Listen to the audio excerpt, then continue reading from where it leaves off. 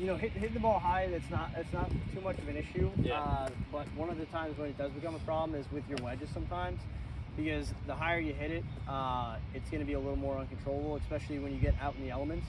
When you're talking about wind and stuff like that, you're going to get varied amounts of spin, and it might be a little easier for you to control your distance if you really hit the ball a little lower. Yeah. So one of the things that I was noticing is that you struggle to almost keep that angle, that shaft angle, that lean. Yeah. And that's what's going to get these really low wedges. And another thing is that the ball position, we could probably maneuver a little bit closer to the back of your stance.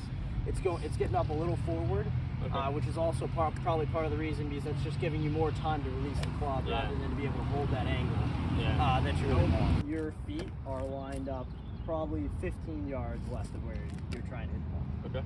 So I assume that's just because, like you've said, a lot of times you have trouble hitting big draws and pushing the ball. If anything, that's because your path is headed way out, inside out, which obviously that means that you're hitting out across the ball, and it's going to start off to the right, and if you close the club face up according to your path, it's going to end up going left. Yeah. Okay.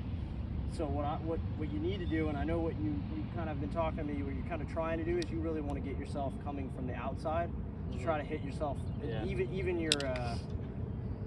even your club path up a little bit. It's like barely moving. Yeah, and doesn't have too much turn to it at all. And I know that's the reason why you kind of wanted to just turn over and go to a fade, because when you're dealing with a more square club face and there's less rotation, which with a draw there's usually a lot of club face rotation, right? Yeah.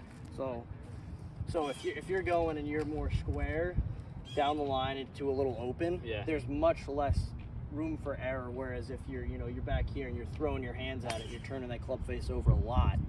There's a lot of room for you to mess up, and if you don't time it up right, you're hitting it way out to the right, and if you do it too much and you get a little early with it, it's going way left. So this is a lot more consistent. It's not more of like a timing thing anymore, right? Yeah. Perfect. You're feeling that handle drag through, and it's going to make you a lot more consistent on where it's going.